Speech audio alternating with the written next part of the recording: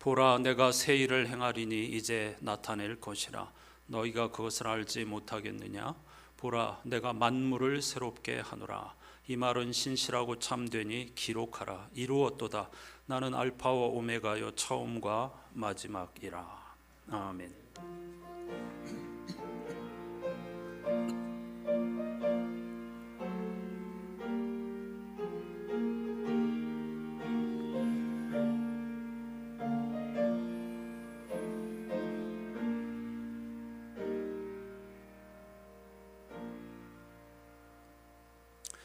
죄와 죽음의 노예로 살아갈 수밖에 없던 우리들을 예수 그리스도 안에서, 복음 안에서, 은혜 안에서 새로운 피조물로 창조해 주시고 하나님 주인 되시는 새 세상을 열어주신 하나님을 찬송합니다.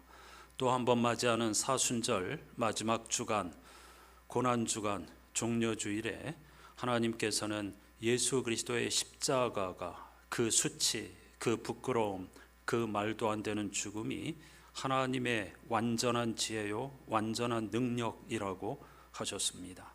종려주일인 오늘 십자가야말로 지혜와 능력이라는 하나님의 말씀을 깊이 붙잡고 씨름하는 한 주간이 되게 해주시고 일상을 하나님의 나라를 향하여 돌이키는 거룩한 예배가 되게 해 주시옵소서.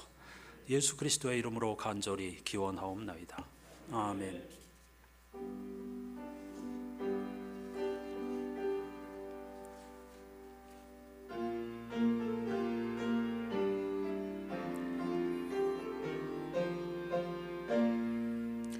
호산나 호산나 다 노래 부른다. 수많은 아이들이 즐거운 노래로 그 품에 안으시고 복 주신 주님께 온 몸과 마음 드려 주 찬양합니다. 저 감람산 길 따라 큰 물이 따르며 그 손엔 종려 가지 흔들며 외친다. 만왕의 왕 주 예수 나귀를 타시고 그 어린이들 노래 다 받아주신다.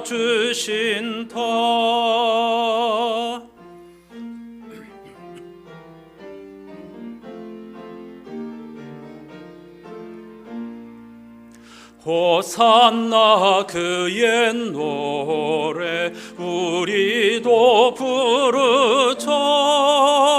주 예수 우리 구주 우리의 전능왕 온 몸과 마음 다해 목소리 높여서 영원히 기쁜 노래 주 앞에 드리자.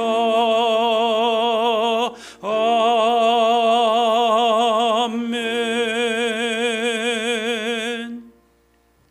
자리에 앉으셔서 오늘 예배 주제를 따른 공동기도를 함께 하십시다.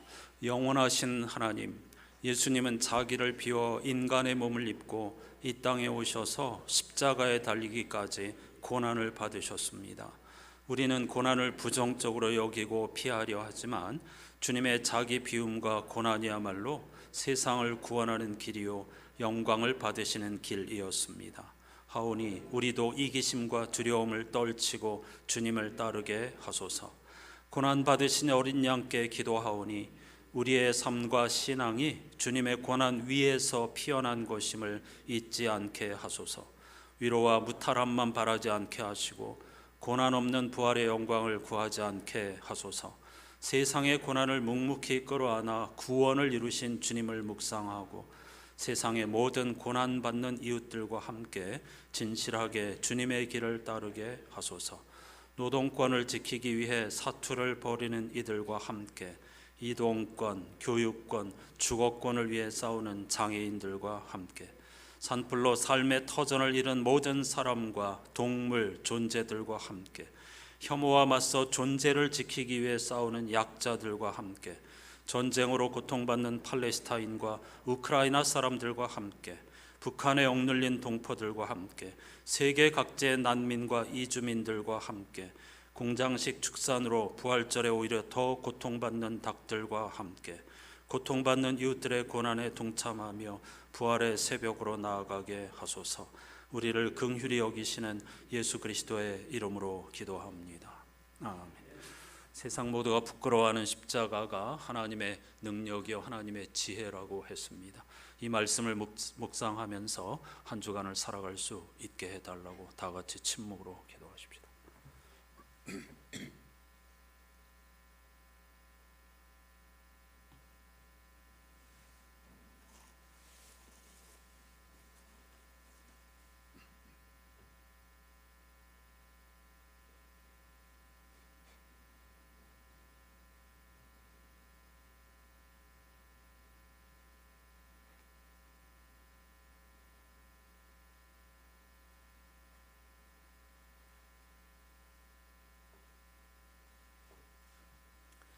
세상 짐을 모두 짊어지신 예수께서 들려주시는 말씀이 여기 있습니다. 수고하고 무거운 짐진 자들아 다 내게로 오라. 내가 너희를 쉬게 하리라. 나는 마음이 온유하고 겸손하니 나의 멍에를 메고 내게 배우라. 그리하면 너희 마음이 쉼을 얻으리니 이는 내 멍에는 쉽고 내 짐은 가벼움이라. 아멘.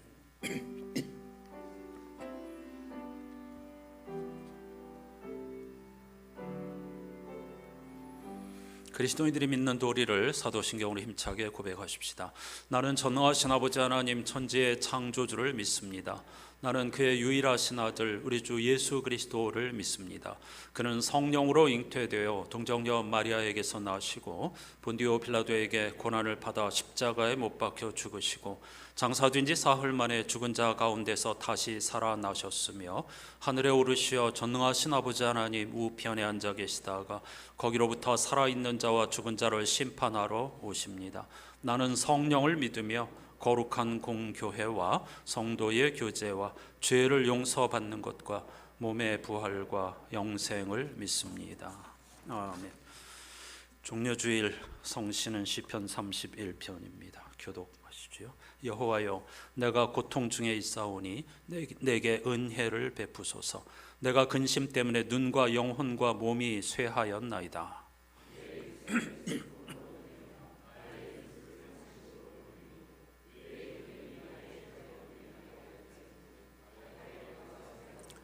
내가 모든 대적들 때문에 욕을 당하고 내 이웃에게서는 심히 당하니 내 친구가 놀라고 길에서 보는 자가 나를 피하였나이다.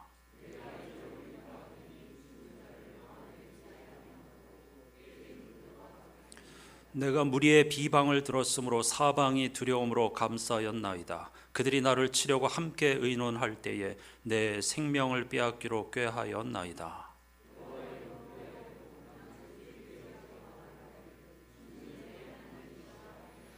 나의 앞날이 주의 손에 있사오니 내 원수들과 나를 핍박하는 자들의 손에서 나를 건져 주소서. 주의 얼굴을 주의 종에게 비추시고 주의 사랑하심으로 나를 구원하소서. 아멘. 십자가의 예수 그리스도를 찬양하십시다.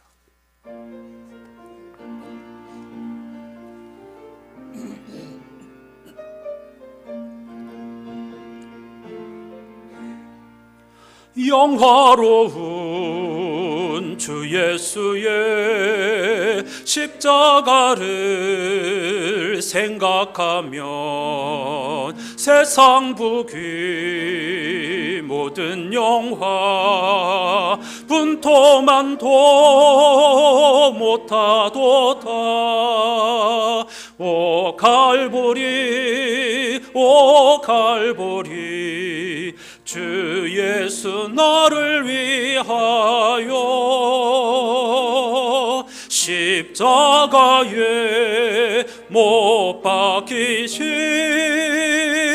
보배로우신 나의 주 그 구주께서 죽으실 때 성전 휘장 찢어지어 구원의 길 여심으로 천국 기쁨 주셨도다.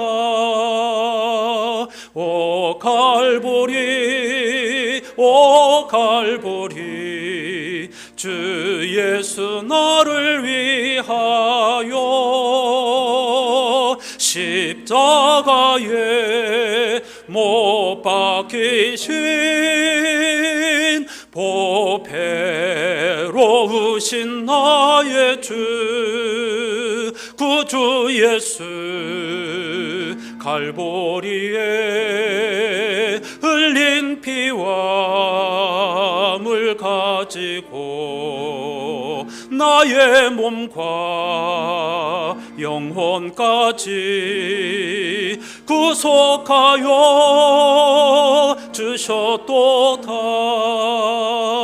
오 갈보리 오 갈보리 주 예수 나를 위하여 십자가에 못 박히신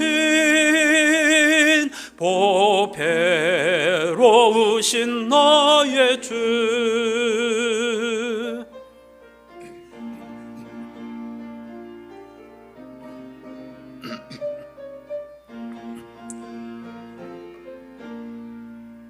구주 예수 나를 위해 십자가에 죽었으니 그 사랑에 감격하여 이 몸 주께 드립니다.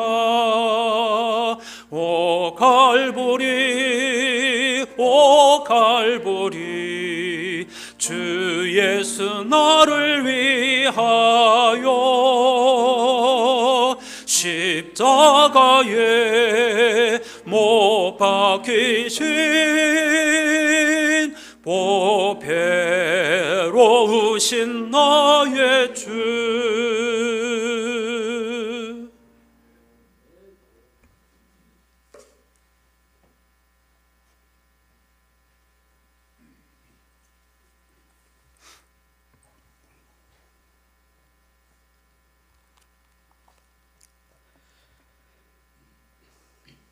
참 좋으신 하나님 아버지, 우리의 죄를 사하시기 위하여 하나뿐인 아들 예수 그리스도를 아끼지 아니하시고 저희들에게 보내주신 그 크신 은혜에 진심으로 감사를 드립니다. 또한 주님의 고난으로 저희들에게 새 생명을 주신 은혜에 다시 한번 깊은 감사를 드립니다. 주님께서 고난의 쓴잔을 받지 아니하셨더라면 저희들은 여전히 죄의 종로들을 하면서 살았을 터인데 저희 대신 질고와 찔림과 상함을 당하심으로써 저희가 구원을 받고 축복된 자녀로 살게 되었습니다. 그러므로 우리는 늘 십자가에 달리셨던 주님을 기억하고 그 위대하신 사랑을 늘 감격하며 주님을 사모하는 저희들이 다 되게 하여 주시옵소서. 또한 이 시간도 저희들의 마음속에 있는 죄악의 쓴뿌리를 제거하여 주시고 주님을 위해 아낌없이 향유를 부은 마리아처럼 온 마음과 정성을 다해 주님을 찬양하게 하여 주시옵소서. 은혜가 풍성하신 아버지, 지난 한 주간 동안도 주님이 주시는 은총으로 살게 하심을 감사를 드립니다. 고난과 역경이 끊이지 않는 이 세상 속에서 늘 저희를 보호하시고 인도하심도 감사를 드립니다. 그러나 지난 한 주간을 돌이켜볼 때에 너무나도 주님의 뜻대로 살지 못했음을 고백하지 않을 수가 없습니다. 또한 주님의 명령에 따라 열심히 살지 못하고 특히 주님을 위한 삶은 더욱 게을렀음도 고백을 합니다.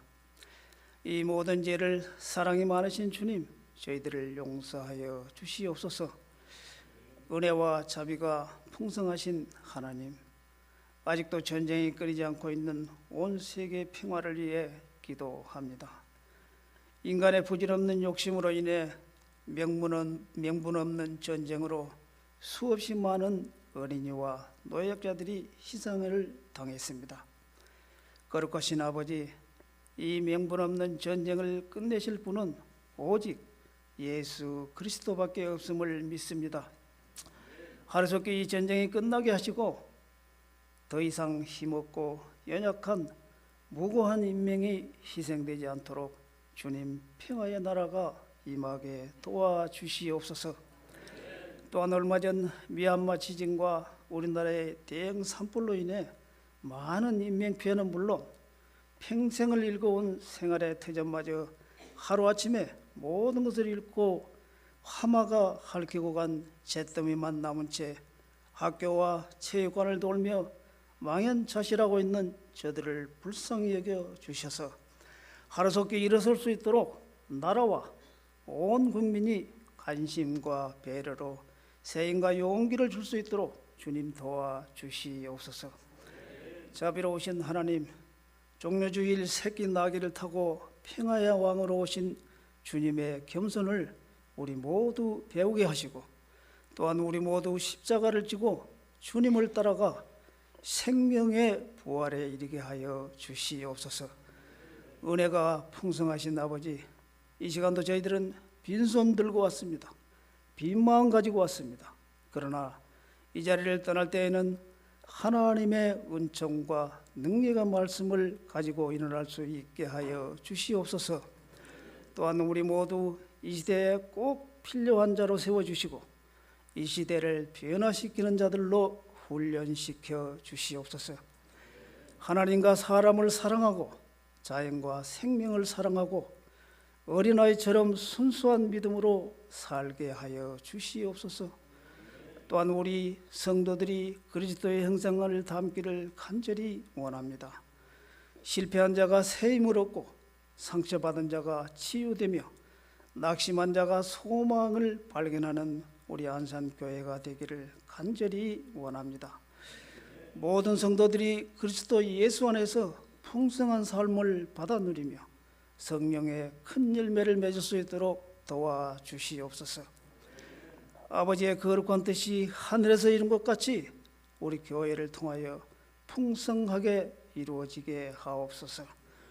또한 우리의 이웃을 불쌍히 여겨 주시옵소서.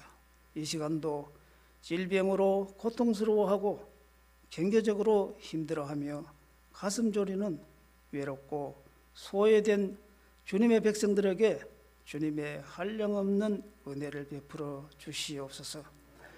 또한 슬픔과 낙심 중에 좌절하고 있는 심령 위에 주님의 사랑으로 위로와 평안을 주시고 슬픔이 기쁨으로 낙심이 희망으로 바뀌는 역사가 있게 하여 주시옵소서.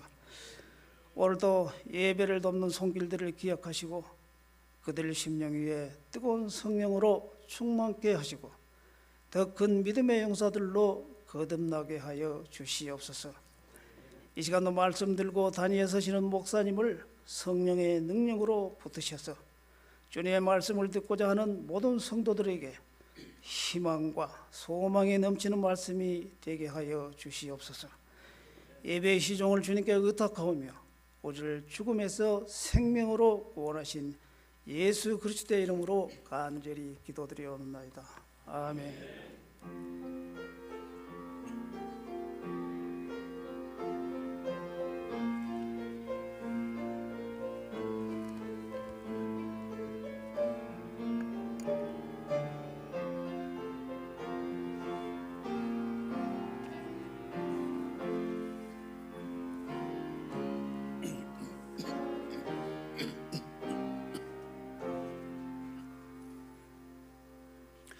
모두 자리에서 일어나셔서 오늘 우리에게 주시는 하나님의 말씀을 경청하겠습니다.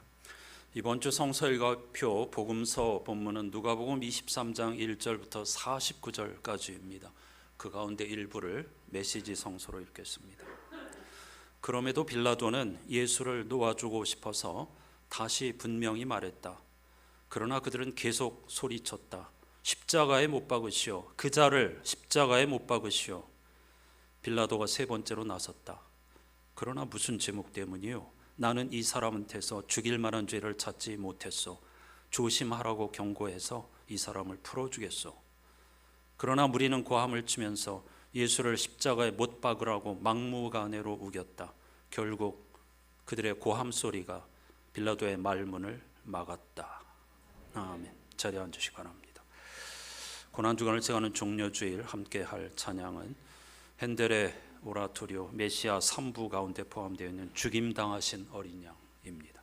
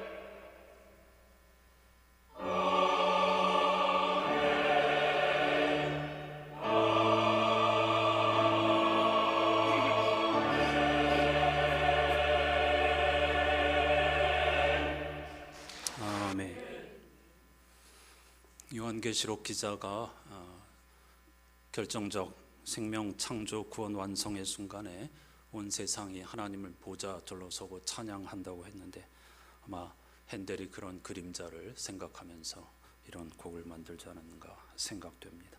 그날을 꿈꾸면서 우리에게 주어진 일상을 복되게 살아갈 수 있기를 주님의 이름으로 축복합니다. 오늘은 지난 3월 5일 제의 수요일 혹은 참회의 수요일부터 시작된 사순절 6번째 주일이면서 예수께서 예루살렘에 입성할 때에 사람들이 종려나무 가지를 흔들었다고 해서 이름 붙은 종려주일이기도 합니다. 예수께서는 수많은 무리의 호산나라는 환호 속에 예루살렘에 들어가셨죠. 호산나는 이제 우리를 구원해 주소서라는 간절한 외침입니다. 하지만 우리를 구원해 달라는 이 환호는 얼마 지나지 않아서 그를 십자가에 못 박으라는 짐승의 울부짖음으로 변하고 말지요. 하지만 그것으로 끝난 건 아닙니다. 그 고난의 길 끝에 거룩한 부활의 영광이 기다리고 있다는 사실을 우리는 성경에서 배워 알고 있습니다. 희미하지만 말이죠. 그래서 우리는 이 사건이 벌어졌던 예루살렘의 일주일을 고난주간 혹은 성주간, 거룩한 주간이라고 부릅니다. 고난주간이 되면 교회는 저마다 특별 새벽기도나 행사를 기획하곤 합니다. 사실은 이건 한국교회만의 독특한 풍경입니다. 본디 교회 전통에서는 정반대로 고난주간 첫 3일 동안은 모든 공적 예배나 기타 모임을 다 중단했습니다.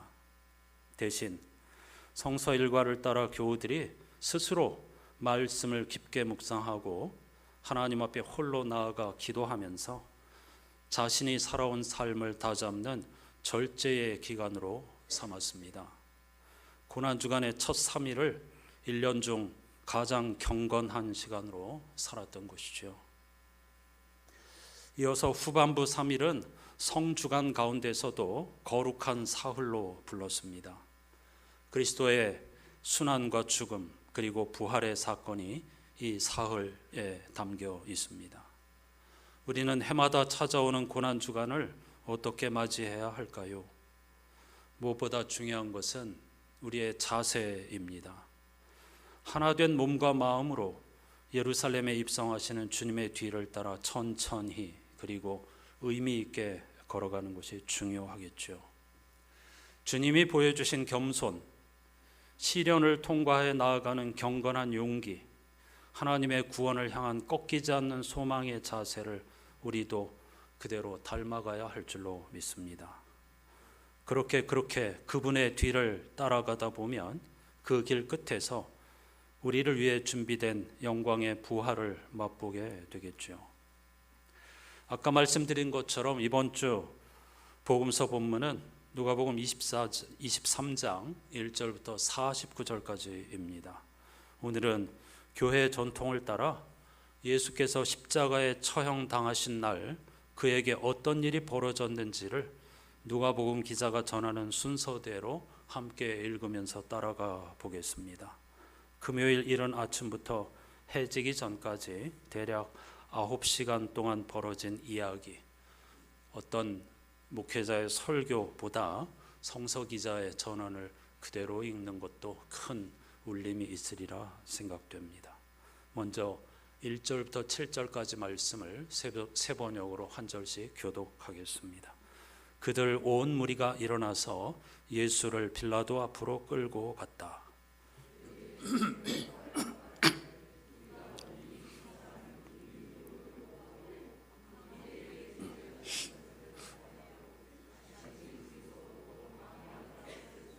그래서 빌라도가 예수께 물었다. 당신이 유대인의 왕이요?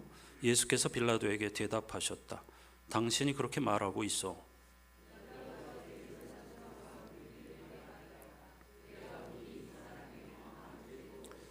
그러나 그들은 이렇게 주장하였다. 그 사람은 갈릴리에서 시작해서 여기에 이르기까지 온 유대를 누비면서 가르치며 백성을 선동하고 있습니다. 함께하죠. 그는 예수가 헤롯의 관할에 속한 것을 알고서 예수를 헤롯에게 보냈는데 마침 그때에 헤롯이 예루살렘에 있었다. 1절에 따르면 군중이 무리들이 전날 밤 체포된 예수를 끌고 빌라도에게 갔습니다. 당시는 성지 순례를 위해서 많은 사람이 예루살렘에 들끓는 유월절을 앞둔 시기라서 평소에는 가이사랴라고 하는 총독 관저에 머물던 빌라도는 치안 유지를 위해서 혹시 유월절에 유대인들이 독립운동 쿠데타라도 일으킬까 염려되어서 예루살렘에 있는 총독 관저에 있었습니다. 예수께서는 이미 빌라도 앞으로 끌려 나오기 전에 산헤드린 공회, 유대인의 최고 법정이죠. 행정기관이기도 하고요. 종교기관이기도 합니다. 거기서 이미 종교 재판을 받았습니다. 네가 그리스도냐 하나님의 아들이냐 하는 질문을 받았지만은 예수께서는 대답하지 않으셨습니다. 산헤드린 의원들은 자기들이 원하는 대답을 얻지 못했지만은 이미 풍문으로 들은 사실만으로도 예수의 유죄 증거가 충분하다고 생각하여 총독 빌라도에게 고발한 것입니다. 유대인의 종교 재판만으로는 사람을 사형시킬 수 없어서 로마 총독에게 사형 선고를 내려달라고 예수를 넘긴 것이죠. 빌라도는 로마 제국의 고위 정치인이면서 동시에 지식인이었습니다. 예수에 대한 저들의 고발이 무고라는 걸 알고 있었습니다. 하지만 빌라도의 말에 군중들은 오히려 더 강하게 예수를 비난하였습니다. 빌라도의 처지가 난처하죠. 자신이 볼 때는 유죄라고 하는 증거가 전혀 없으나 군중의 압력을 정치인으로서 모르는 채 할 수도 없었습니다. 따라서 빌라도는 조언을 얻으려고 피고발인 예수를 갈릴리 지역을 책임지는 왕 지도자 헤롯에게로 보냈습니다. 8절부터 12절까지 교독하시죠. 헤롯은 예수를 보고 매우 기뻐하였다. 그는 예수의 소문을 들었으므로 오래전부터 예수를 보고자 하였고 또 그는 예수가 어떤 기적을 일으키는 것을 보고 싶어 하였다.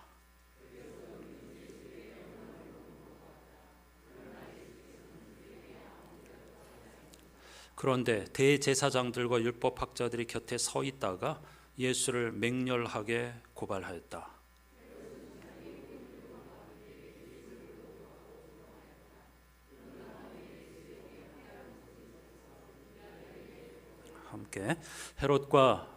헤롯과 빌라도가 전에는 서로 원수였으나 바로 그날에 서로 친구가 되었다. 헤롯은 예수를 만나보고 싶었습니다. 당시 그의 호기심을 끌만한 예수에 관한 소문이 있었기 때문이죠. 예수께서는 마찬가지로 헤롯의 질문에도 아무런 대답을 하지 않으셨습니다.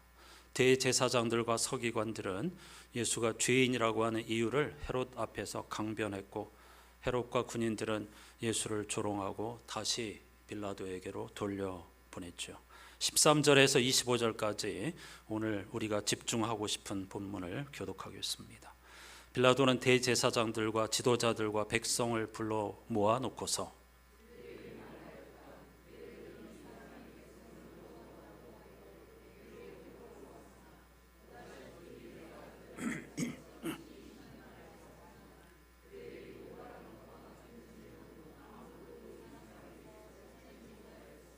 헤롯도 또한 그것을 찾지 못하고 그를 우리에게 돌려보낸 것이요 이 사람은 사형을 받을 만한 일을 하나도 저지르지 않았소.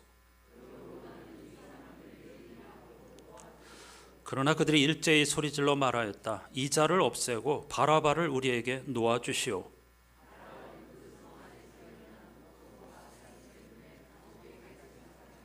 빌라도는 예수를 놓아주고자 하여 다시 그들에게 말하였다.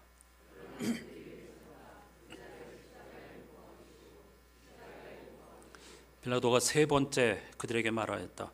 도대체 이 사람이 무슨 나쁜 일을 하였단 말이오? 나는 그에게서 사형에 처할 아무런 죄를 찾지 못하였소. 그러므로 나는 그를 매질이나 해서 놓아줄까 하오.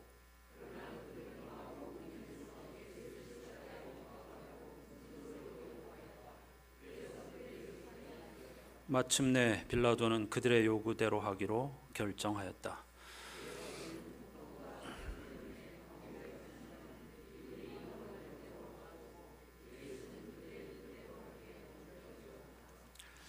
빌라도는 대제사장들과 산헤드린 관리들과 군중들에게 예수에게서 어떤 유죄 증거를 찾지 못했으므로 매질하여서 풀어주겠다고 말합니다. 하지만 군중들의 반응은 빌라도의 기대와 전혀 달랐습니다. 그들은 예수가 아닌 바라바를 풀어주라고 요구했고 예수를 십자가에 못 박으라고 소리 질렀습니다. 마태복음에 의하면 이 유월절 절기에 죄수들을 사면해 주는 관례가 있었다, 이런 설명을 덧붙이고 있죠. 그런 이유로 한 사람을 풀어줄 수 있었는데 군중들은 죄 없는 예수가 아닌 폭력혁명의 지도자이죠, 그 정치인 바라바를 풀어달라고 요구한 것입니다. 여기서 우리가 깊이 생각해 보아야 할 일이 있습니다. 우리가 예수를 십자가에 못 박으라고 울부짖은 이유는 예수께서 그들의 욕망을 저버렸기 때문입니다. 그들은 병자를 고쳐주고 귀신을 떨게 하며 수많은 무리를 먹이신 초자연적 기적을 행하는 예수가 자신들을 로마의 폭정으로부터 해방하여 줄 뿐만 아니라 먹고 사는 문제까지도 해결해 주리라 기대하면서 그분의 예루살렘 입성을 환호하였던 것입니다. 드디어 고대 우리가 추앙하던 다윗과 같은 강력한 왕이 오시는구나, 그가 틀림없이 우리를 구원해 줄 것이다 라는 기대를 가지고 우리의 욕망을 따라 우리를 구원해 달라고 호산나를 외치며 환호하였던 것이죠. 하지만 그 환영 소리는 오늘날 자신들의 바람이 이루어지지 않자 썰물처럼 잦아든 광장의 소리처럼 오래가지 못하였습니다. 이윽고 환호는 분노와 저주로 바뀌었고 맹목적 울부짖음이 되었습니다. 빌라도라든가 헤롯 앞에서 당당하게 유대인의 왕 지도자로서의 자신의 포부나 능력을 보여주지 않고 아무 대답도 하지 못하고 매맞고 치욕을 당하는 나약하고 무능하기 짝이 없는 예수 대신 폭력혁명으로 독립을 꿈꾸는 이들의 지도자였던 바라바를 풀어달라고 말이죠. 심지어 제자들도 그들의 무리에 합세하였습니다. 그런데 이와 같은 상황은 오늘날 우리들에게 부메랑처럼 돌아옵니다. 우리는 과연 십자가의 예수를 끝까지 따를 수 있을까요? 주님은 누구든지 나를 따라오려거든 자기를 부인하고 제 십자가를 져야 한다고 하셨습니다. 자기를 부인하라는 것은 욕망의 노예가 되어서는 안 된다는 거죠. 세상의 가치에 편승하는 삶을 살아서는 안 된다는 것입니다. 하늘나라 시민, 하나님의 통치 철학을 따라서 삶의 방향을 돌이켜야 한다는 것입니다. 그래서 그것은 죽음과 같습니다. 세례의 의미처럼 옛사람이 죽고 새로 다시 태어나는 것이죠. 지난주일 이사야 43장 21절 메시지 성서의 번역에 의하면 죄와 죽음의 노예처럼 살 수밖에 없었던 기성 인간이 아니고 예수 그리스도의 십자가와 부활로 새롭게 제작된 새로운 피조물이 된 인간으로서의 삶, 그런 삶을 향하여 인생의 방향을 돌이키고 거기에 우리의 삶을 걸라는 것입니다. 문제는 자기 부인, 즉 죽음이 없으면 부활도 없다는 것이죠.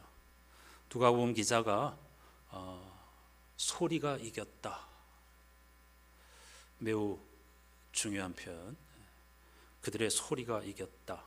여기서 말하는 소리는 짐승의 울부짖음을 의미합니다. 어떤 이성적인 목적을 위해서 어떤 절차를 따라서 원하고 바라는 것을 요구하는 것이 아니고 맹목적인 짐승의 날뛰음과 울부짖음을 의미하는 단어입니다. 불행하게도 그런 소리가 이겼다는 것인데 오늘날 우리는 이러한 소리가, 맹목적인 소리가 합리적 이성적인 판단, 그리고 법치, 질서, 민주주의 이런 것들을 모두 다 집어삼키는 불행한 시대를 살고 있습니다. 민주주의를 오해하여서 목소리 큰 사람이 이기는 것으로 그것이 진리이고 정의인 것처럼 착각하는 그런 시대를 살고 있습니다. 파면으로 일단락되었지만, 그리고 새로운 시대에 출발을 해야 하였지만, 어쨌든 그 광장에서 울부짖는 소리들이 썰물처럼 잠잠해졌다고 하는 것은 깊이 생각해 보아야 합니다. 본디 그런 것입니다. 그 맹목적인 소리는 오래 힘을 쓸 수 없습니다. 자신들이 바라는 그런 목적을 달성하지 못하면 금방 주인을 바꾸게 마련이죠. 그런 면에서 대통령 파면이 선고된 날, 전 서울대 종교학 교수였던 배철현, 저의 책의 스승이기도 한데요, 그분이 올린 글을 조금 읽어드리고 싶습니다. 드디어 11시가 되었다. 8명의 재판관이 착석했고, 민형배 재판관이 지금부터 선고를 시작하겠습니다라는 말로 선고를 시작하였다. 그의 선고는 22분 동안 진행되었다. 놀랍게도 내게는 순간처럼 느껴졌다. 그 이유를 곰곰이 생각해 보았다. 그것은 문형배 재판관의 어조 때문이었다. 어조는 사람이 말하는 투다. 그가 아무리 정색을 하고 말해도 어려서부터 자신의 몸에 밴 습관의 절정인 어조는 바꾸지 못한다. 그의 어조에는 떨림이 있었다. 그 떨림에는 진심 어린 겸손과 충고가 담겨 있었다. 그 떨림에는 오랫동안 자신을 관조한 침묵의 훈련과 상대방의 입장에서 생각하려는 역지사지와 국민 통합과 대한민국의 발전을 원하는 애국심이 담겨 있었다. 웅변은 은이고 침묵은 금이라는 말도 있지만, 그의 말투에는 미쳐 날뛸 준비가 되어 있는 우리 국민 전체를 차분하게 만들 수 있는 아우라가 스며 있었다. 그 누구도 그가 그의 선언에 토를 달 수 없었다. 이 선언문을 쓴 정형식 재판관과 나머지 모든 재판관의 염원을 받아 차근차근 읽어내려간 그의 선고는 이성적이었을 뿐만 아니라 이념과 정파를 초월하여 공감을 이끌어냈다. 탄핵이 인용되었다고 그것을 주도한 민주당이 경거망동하게 기뻐 날뛰지도 않았고, 기각을 받았던 국힘당이 함부로 불복할 수도 없었다. 그의 어조는 우리 모두를 제정신으로 돌아가게 만들었다. 민주주의가 선동과 전체주의로 변질된 오늘날 우리로 하여금 공평, 정의, 자비의 정신을 기반한 민주주의가 얼마나 소중한 것인가를 알려주었다. 나는 우리 사회의 어떤 사람으로부터도 그런 말투를 들은 적이 없다. 말투는 하루에 만들어지는 것이 아니라 오랫동안 그 사람의 오장육부와 심장에서 만들어진 정서와 그것을 일목요연하게 표현하려는 뇌의 이성과 조우하여 만들어낸 예술이다. 나는 그의 말투에서 나오는 힘이 어디에서 왔는지 궁금했다. 그는 경남 하동에서 빈농의 아들로 태어났지만 독지가 김장하 선생을 만나 4년간 장학금을 받고 사법시험에 합격할 수 있었다. 그가 김장하 선생님을 찾아가 인사하니 선생님이 이렇게 말씀하셨단다. 나에게 고마워할 필요는 없다. 나는 이 사회에 있던 것을 너에게 주었으니 갚으려거든 내가 아니라 사회에 갚으라. 선생님의 말 한마디가 재판관의 좌우명이 되었다. 그 스승의 그 제자라는 생각이 들었다. 사람들은 자신의 직업을 자신과 가족의 안락을 위한 돈벌이 수단쯤으로 생각한다. 그래서 수단 방법을 가리지 않는다. 그런 사람의 목소리는 들떠있고 불안하다. 자신이 하는 일에 자부심이나 보람이 결여되었기 때문이다. 그런 사람의 일상 언행은 목적이 아니라 수단이기 때문이다. 민재판관의 어조는 자신의 재판 행위는 개인의 영달을 위한 연기가 아니라 자신의 소신과 삶의 태도를 담은 유일무이한 인생의 배역이었다. 그는 자신의 선고문을 다 읽고 시계를 쳐다보며 이렇게 덤덤하게 말한다. 탄핵 사건이므로 선고 시간을 확인하겠습니다. 지금 시각은 오전 11시 22분입니다. 피청구인 대통령 윤석열을 파면한다. 누구를 부러워하는 것이 무식이라고 하지만 원래 무식이라는 단어의 뜻은 누군가를 부러워하는 것입니다. 누구를 부러워하는 것이 무식이라고 하지만 그의 어조를 나는 담고 싶다. 60일 후에 진행될 대선에서 후보들의 말투를 보고 한 명을 선택하고 싶다.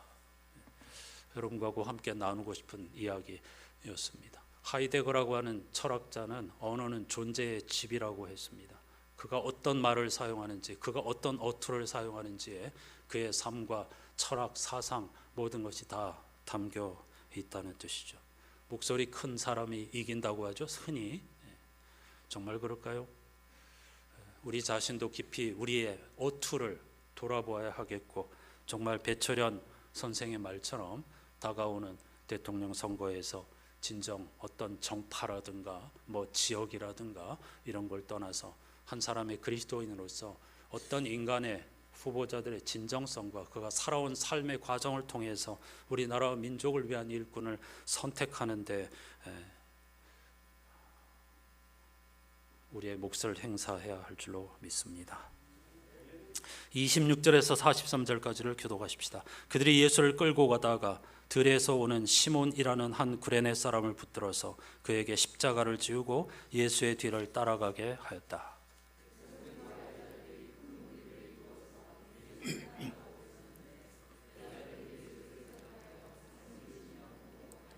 예수께서 여자들을 돌아보시고 말씀하셨다. 예루살렘의 딸들아, 나를 두고 울지 말고 너희와 너희 자녀를 두고 울어라.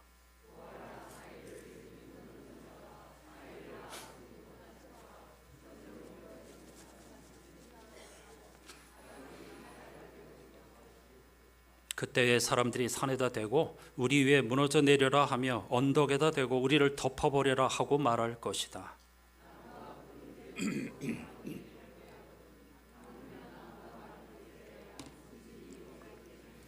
다른 죄수 두 사람도 예수와 함께 처형장으로 끌려갔다.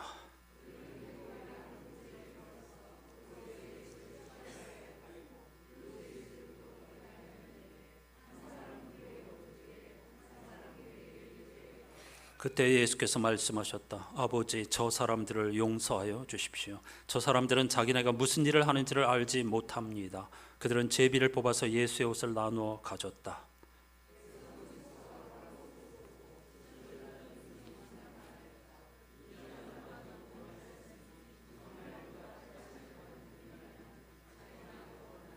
병정들도 예수를 조롱하였는데 그들은 가까이 가서 그에게 신포도주를 들이대면서 예수의 머리 위에는 이는 유대인의 왕이다 이렇게 쓴 쥐의 붙어 있었다.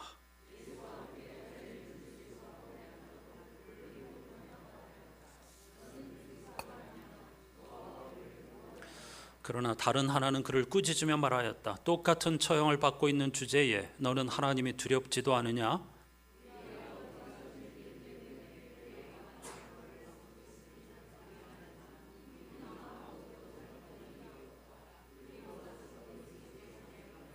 예수님, 주님이 주님의 나라에 들어가실 때에 나를 기억해 주십시오.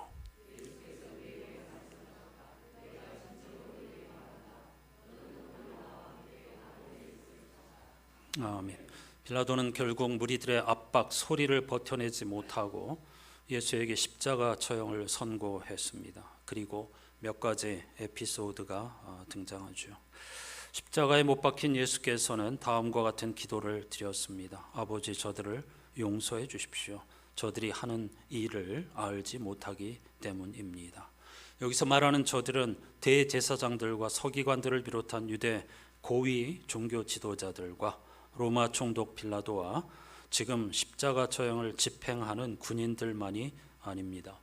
제자를 포함한 예루살렘 주민 모두가 예수의 십자가 죽음에 연루되었습니다. 한 걸음 더 나아가 당시 사람들뿐만 아니라 오늘 우리들도 하나님의 아들을 처형하는 일에, 죄 없는 이들을 차별하고 죄거하는 일에, 그런 이들을 조롱하는 일에 직간접으로 가담하고 있는 것은 아닌지 물어야 하겠죠. 마지막으로 44절에서 49절까지를 교독합니다. 어느덧 낮 12시쯤 되었는데 어둠이 온 땅을 덮어서 오후 3시까지 계속되었다. 예수께서 큰 소리로 부르짖어 말씀하셨다. 아버지, 내 영혼을 아버지 손에 맡깁니다. 이 말씀을 하시고 그는 숨을 거두셨다.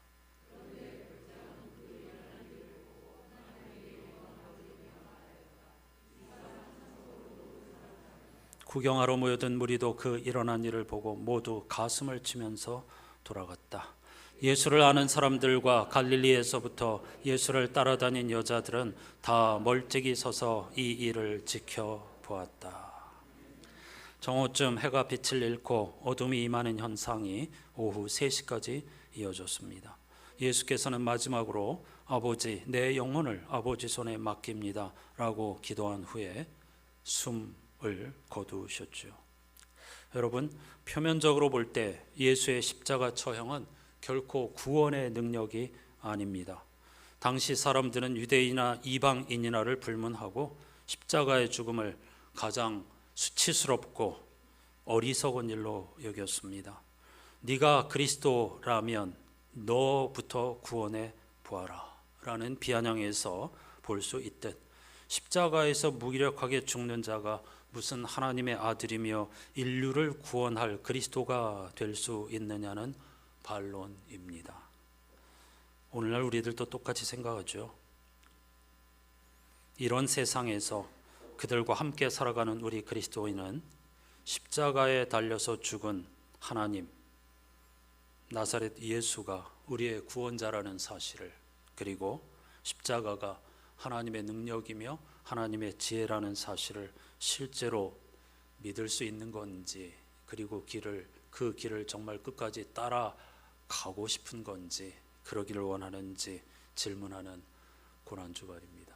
한 주간 본디 교회 전통을 따라서 많은 것을 절제하고 침묵 속에서 성서 일과를 따라서 예수께서 걸어가신 한 주간의 길을 따르며 우리의 삶을 돌아볼 수 있는 복된 주간이 될 수 있기를 주님의 이름으로 축복합니다. 82장을 찬양하십시다.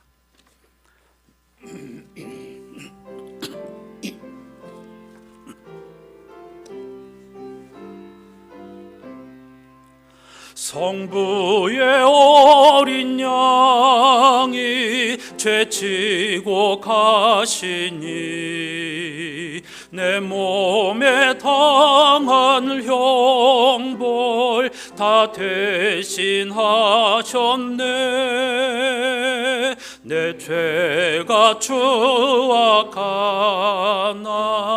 그 피로 씻으며 눈같이 희게 되어 티 하나 없으리.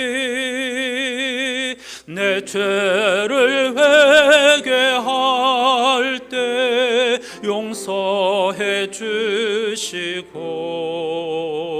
병든 몸 고쳐주사 내 생명 주시네. 내 속에 쌓인 근심 한없이 주 친히 벗겨주사 위로해 주시네. 내 주를 의지하니 내 마음이 편하고 주 나를 붙드시니 내 앞길 환하다. 임마누엘 주 예수 끝없는 그 사랑, 그 향기 바람 타고 온 땅에 퍼지네.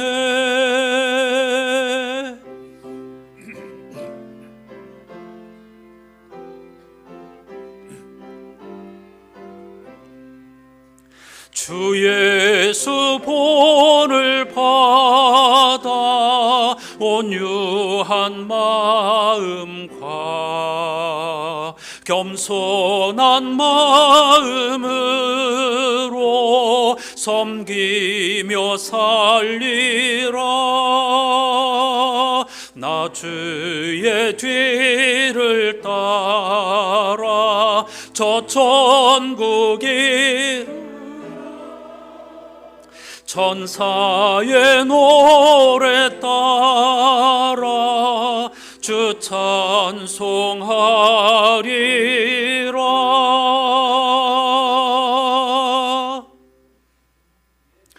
4절 가사를 가지고 같이 기도하십시다. 또 한 번 맞이하는 이 고난주간, 성주간, 평생 수없이 반복하면서 예수 그리스도의 십자가의 정신을 따라 살지 못한다고 하면 그건 뭔가 굉장히 우리의 신앙의 기초를 돌아보아야 하고, 혹은 하나님의 십자가가 거짓이든가 둘 중에 하나이겠죠. 또 한 번 맞이하는 고난주간, 주 예수 그리스도의 본을 받아 온유한 마음과 겸손한 마음으로 주님과 이웃을 섬기며 살게 해달라고 다 같이 기도하십시다. 하나님 아버지, 감사합니다. 거룩한 주간, 예수 그리스도 예루살렘에 입성하시면서 고난받고 그리고 비참하게 십자가에서 모진 고난을 받아 숨을 거두시고 부활의 아침까지 지나는 그런 한 주간을 누가복음 기자가 전하는 말씀을 따라가면서 한 주간을 묵상하며 살기를 원합니다. 예수께서 예루살렘에 입성할 때에 마침내 우리를 구원할, 우리의 욕망을 실현해 줄, 우리를 부자가 되게 해주고 먹고 살 문제를 해결해 주고, 그리고 외부의 압제로부터, 재난으로부터 구원해 줄 메시아가 등장했다고 생각했지만 예수의 모습은 한없이 초라한 어린 나귀를 타고 입성한 것이었으며, 빌라도 앞에서도 헤롯 앞에서도 단 한마디도 대답하지 못하는 무능하고 어리석고 약해 빠진 존재였기 때문에 그들은 돌변하여서 차라리 무력으로 우리의 욕망을 실현시켜줄 사람을 풀어주고 예수를 십자가에 못 박아버리라고 소리 지르지 않을 수가 없었습니다. 오늘날도 진정 우리는 보고 듣는 귀가 어두워서, 눈이 어두워서 진정 소중한 가치를 붙잡고 제야에서 소리 없이 하나님의 나라를 구현하는 사람들을 알아보지 못합니다. 권력자, 부자, 그리고 사람들이 추앙하는 유명한 사람들이 마치 우리를 구원해 줄 것처럼 착각하고 도리어 민초들을 십자가에 못 박으라고 제하에 깨어있는 사람들을 비웃고 무시하지만 그들을 통하여 하나님의 나라는 오늘도 계속 완성을 향하여 나아가고 있는 줄로 믿습니다. 고난주간 조용히 우리의 삶을 돌아보면서 주님의 길을 따라가겠노라고 다짐하는 우리들이 되게 하여 주시고, 수없이 맞이한 고난주간을 반복하면서도 예수의 십자가야말로 하나님의 지혜이며 능력이구나 하는 이런 깨달음으로 말미암아 하나님의 통치 방식에 삶의 방향을 돌이키지 않는다고 하면 그건 우리가 진정 복음을 부끄러워한다는 증거가 아니고 무엇이겠습니까? 안산의 교우들 한 분 한 분이 이번 주간에 빛을 보고 부활의 능력을 보고 구원의 신비를 경험할 수 있는 거룩한 한 주간이 되게 해 주시옵소서.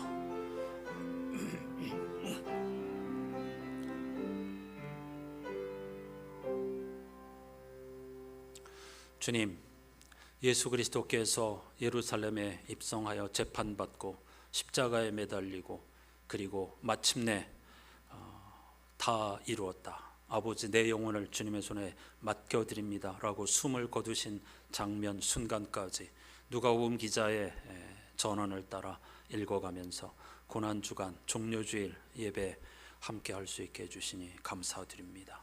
이들의 여정, 무리들의 모습 속에 우리들의 모습이 담겨 있다는 사실을 깊이 깨닫게 해 주시옵소서.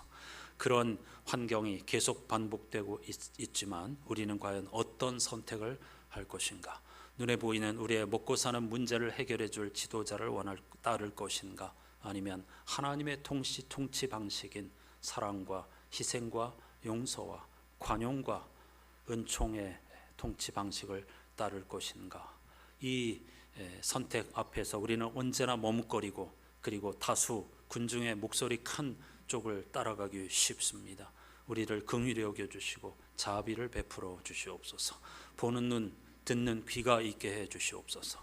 깨달음을 허락하여 주시고 이 고난주간과 부활절을 반복하면서도 복음의 신비를 알지 못하고 삶의 방향을 하나님 나라를 향하여 돌이키지 못한다고 하면 하나님의 나라가 거짓이거나 아니면 우리의 결단이 거짓이거나 둘 중에 하나일 겁니다. 한 주간 동안 침묵 속에서 주님이 걸어가신 길을 깊이 묵상하면서 우리의 삶의 방향을 온전히 돌이킴으로 빛을 보고 부활의 능력을 경험하고 복음의 능력을 맛보는, 그리고 그것을 자랑하며 죽을 때까지 그것을 전하는 모델이 되게 해 주시옵소서. 그것이야말로 성도의 노블레스 오블리주를 실천하는 길이 될 줄로 믿습니다. 그런 멋지고 흠모할 만한 안산교회 공동체가 되게 해 주시옵소서. 예수 그리스도의 이름으로 간절히 기도하옵나이다. 아멘.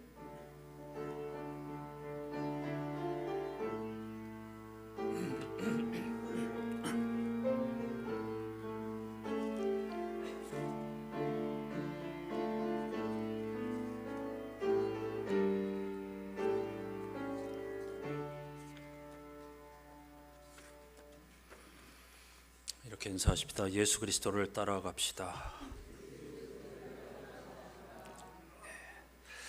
한 주간 동안 성서 일과표, 또 매일 성경 본문, 누가복음 막바지, 또 이 조금 더 구체적으로 나눠서 읽으면서 새벽 기도 또 수요 기도회를 모이게 될 것입니다. 오늘 본문과 연관된 말씀을 조금 깊이 있게 읽으면서 수요 기도회도 함께 해주시기를 부탁드립니다. 이미 알려드렸지만 우리 교회 부활절 헌금은 전에 그 해마다 필요한 곳에 기부하고 있습니다.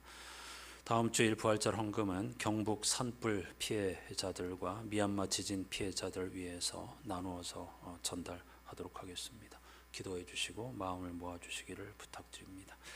역시 예고해 드린 대로 오늘 배움주일 점심 식사하시고 또 차 마시며 교제하신 다음에 정리가 다 끝나면 오후 1시 30분에 출발하여서 돌산 계동의 갈릴리교회 비밀의 정원, 1월달 배움주일에 갈릴리교회 김순현 목사님께서 오셔서 우리에게 창조의 영성이란 무엇인가 이야기를 들려주었었는데, 오늘 어제 밤에 많은 단비가 왔었는데 비개인 오후 맑은 날 비밀의 정원 안내받고, 그리고 우리가 궁금한 여러 가지 창조 영성에 대해서 문답하는 그런 시간을 보내고 돌아오려고 합니다.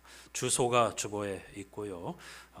교회 차량 한 대로 갈 수 없을 터이니 카풀을 적극 이용해 주시기 바랍니다. 혼자 가지 마시고 한 대에 꽉 이렇게 채워가지고 같이 가주시면 좋겠습니다.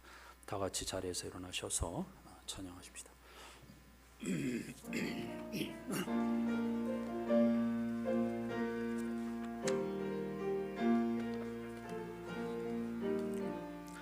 너 근심 걱정 말아라. 주 너를 지키리.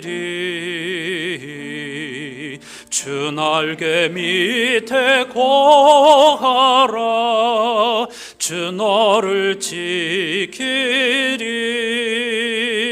주 너를 지키리. 아무 때나 어디서나 주 너를 지키리.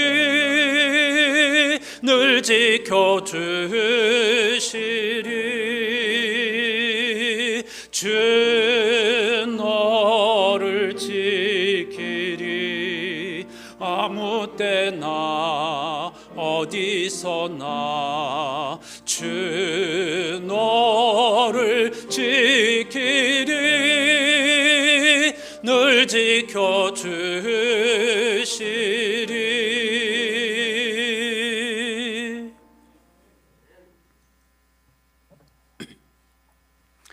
그러나 그들은 마구 우기면서 예수를 십자가에 못 박으라고 큰 소리로 요구하였다. 그래서 그들의 소리가 이겼다. 우리 구주 예수 그리스도의 은혜와 하나님 아버지의 사랑과 성령님의 말로 닿을 수 없는 탄식과 교제가 진리 아닌 허영과 살인의 도구, 미움과 전쟁의 도구, 엄청난 큰 폭풍과 짐승의 울부짖음 같은 소리들이 가득한 이 세상 속에서 세미하고 부드러운 하나님의 음성에 귀를 기울이고 복음의 소리에 소식에 귀를 기울이고 그 하나님의 통치 방식에 오롯이 순종하여서 십자가 부활의 멋지고 매력적인 증인되는 삶을 살기로 다짐하는 모든 이들의 삶의 자리에 영원히 함께해 주시옵기를 간절히 축원하옵나이다. 아멘.